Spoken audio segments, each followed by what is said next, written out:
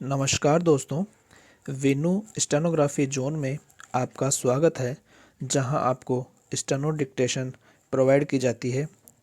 100 शब्द प्रति मिनट का डिक्टेशन बोला जाएगा, जो राजस्थान अधीनस्थ डीएसएसबी, एसएससी, रेलवे और कई अन्य प्रतियोगी परीक्षाओं के लिए बहुत ही ज़्यादा हेल्पफुल रहेगा। डिक्टेशन अच्छा लगे तो लाइक करें, कमेंट करें और अपने दोस्तों के साथ शेयर करें। 100 शब्द प्रति मिनट डिक्टेशन स्टार्ट।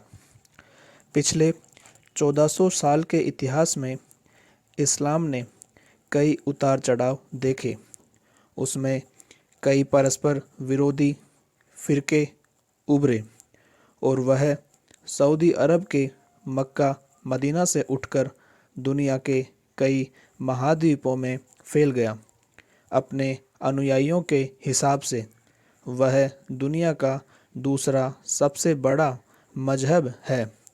उसे दुनिया का सबसे ज़्यादा कट्टर मजहब माना जाता है। लेकिन इधर पिछले कुछ वर्षों में उसमें इतने बदलाव आ रहे हैं कि 150 साल पहले इसकी कोई कल्पना भी नहीं कर सकता था। मजहब के नाम पर दुनिया के इतिहास में कोई पहला राष्ट्र बना तो वह पाकिस्तान है। लेकिन 1971 में बांग्लादेश के निर्माण ने यह सिद्ध कर दिया कि मजहब के नाम पर किसी राष्ट्र को टिकाए रखना संभव नहीं है। जिन राष्ट्रों को हम आज ईसाई या मुस्लिम या यहूदी या हिंदू राष्ट्र के नाम से जानते हैं, वे अपने मजहबों के आधार पर नहीं बने हैं। उन्हें हम वैसा इसलिए कहते हैं क्योंकि उन मजहबों को मानने वाले वहाँ बहुसंख्या में रहते हैं। दुनिया के लगभग 50 मुस्लिम राष्ट्रों में सबसे महत्वपूर्ण राष्ट्र सऊदी अरब है। सिर्फ सऊदी अरब में ही नहीं, हम अफ़गानिस्तान, पाकिस्तान और संयुक्त अरब अमीरात जैसे मुस्लिम राष्ट्रों में भी आजकल देश और काल के मुताबिक मौलिक परिवर्तन की लहरें देख रहे हैं। सऊदी अरब के शासक शहज़ादा मोहम्मद बिन सलमान ने वहाँ महिलाओं पर लगे कई बंधनों को हटवा दिया है। उन्होंने मस्जिदों से होने वाली अजान के शोर को भी घटवा दिया है। महिलाओं को कार चलाने की भी छूट दे दी है और अब तो वहाँ एक ऐसी ज़बरदस्त घोषणा कर दी गई है कि विश्वास ही नहीं होता कि कोई इस्लामी देश ऐसा कदम भी उठा सकता है। सऊदी अरब के इस्लामी मामलों के मंत्री डॉक्टर अब्दुल लतीफ़ अल शेख ने हर शुक्रवार को मस्जिदों में होने वाले जलसों में तबलीगी जमात और दावा की तकरीरों पर रोक लगा दी है। सऊदी सरकार का मानना है कि इन दोनों संगठनों से जन्मा अल अहबाब नामक गिरोह और कुछ नहीं, बस एक आतंकवादी संगठन है। वह आतंकवाद का द्वार है। तबलीगी जमात इस वक्त दुनिया के 150 मुल्कों में सक्रिय है। इस जमाते तबलीग को अब से लगभग 100 साल पहले भारत में ही शुरू किया गया था। उन दिनों आर्य समाजी नेता स्वामी श्रद्धानंद के नेतृत्व में मुसलमानों के धर्म परिवर्तन का अभियान चल पड़ा था। उसी की टक्कर में मोहम्मद इलियास कांदलवी ने यह तबलीगी जमात खड़ी की थी। यह भारत में फैलती फैलती अब सारे विश्व में पहुंच गई है। इसे फैलाने में सऊदी अरब के प्रोत्साहन और पैसे की बड़ी भूमिका रही है। लेकिन अब सऊदी अरब के वहाबी मौलाना मानने लगे हैं कि जमाती लोग दरगाह पूजक और धर्मद्रोही हैं। भारत के ज़्यादातर मुसलमान इस्लाम कबूल करने के बावजूद अपने पुरानी हिंदू परंपराओं को जाने अनजाने निभाते रहते हैं। वे अपने जातीय संस्कारों से भी मुक्त नहीं हो पाते हैं। जमात के भारतीय नेताओं का कहना है कि उन गुमराह मुसलमानों को सच्चा मुसलमान बनाना ही इस तबलीग का मुख्य उद्देश्य है।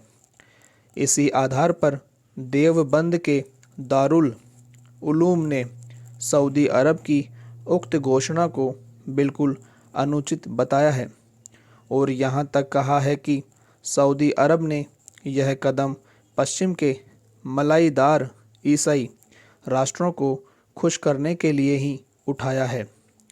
तबलीगी जमात पर सऊदी अरब में लगे प्रतिबंधों का अनुकरण अन्य कई मुस्लिम देश भी कर सकते हैं, लेकिन पाकिस्तान, बांग्लादेश, तुर्की, मलेशिया और इंडोनेशिया जैसे राष्ट्र उन्हें मान लेंगे, इसमें मुझे संदेह है। पाकिस्तान में पिछले दिनों श्रीलंका के एक बौद्ध नागरिक की इसलिए हत्या कर दी गई थी कि उसने अपने कंपनी की दीवार पुतवाने के लिए उस पर लगा एक पोस्टर हटवा दिया था। उस पोस्टर पर कुरान की कुछ आयतें लिखी थी। अल्लाह या पैगंबर मोहम्मद या कुरान शरीफ के अपमान का इल्ज़ाम लगाकर सैकड़ों लोगों को सज़ा दी जाती है या उनकी हत्या कर दी जाती है। पंजाब के राज्यपाल और भुट्टो के मित्र सलमान तासीर की भी इसलिए हत्या कर दी गई थी कि उन्होंने आसिया बीवी नामक एक ईसाई महिला के प्रति सहानुभूति दिखा दी थी। अब पाकिस्तान में भी यह मांग उठ रही है कि सब अल रसूल या तौहीन ए अल्लाह या ईश निंदा के कानून में सुधार किया जाए। इस तरह के कानून की इजाज़त खुद कुरान शरीफ नहीं देती। पैगंबर मोहम्मद तो उनका अपमान करने वालों को भी न केवल बर्दाश्त करते थे बल्कि उनके प्रति दरिया दिली भी दिखा देते थे। अफ़गानिस्तान पर तालिबान के कब्ज़े के बाद सबको यह डर था कि इस्लामी राज के नाम पर वे बहुत जुल्म ढाएंगे, लेकिन कुछ शुरुआती घटनाओं के बाद हाल फिलहाल ऐसी खबरें सामने नहीं आ रही।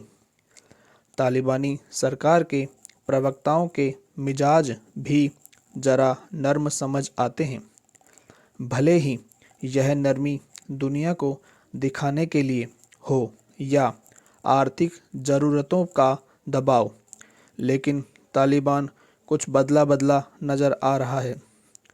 तालिबान शासन अपने आप को इस्लामी कहता है, लेकिन कितने इस्लामी राष्ट्र उसकी मदद के लिए आगे आ रहे हैं। भारत ने उसके लोगों के लिए 50,000 टन अनाज और 1.5 टन दवाइयाँ भिजवाई हैं। यूरोप के ईसाई राष्ट्र भी उसकी मदद खुलकर कर रहे हैं। इस्लामी राज में ये नए आयाम जुड़ रहे हैं।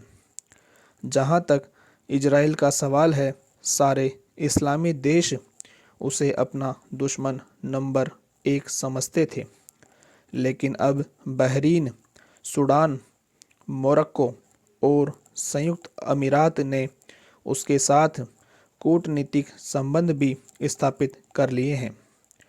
उसके प्रति मिस्र और सऊदी अरब का रवैया भी बदला है।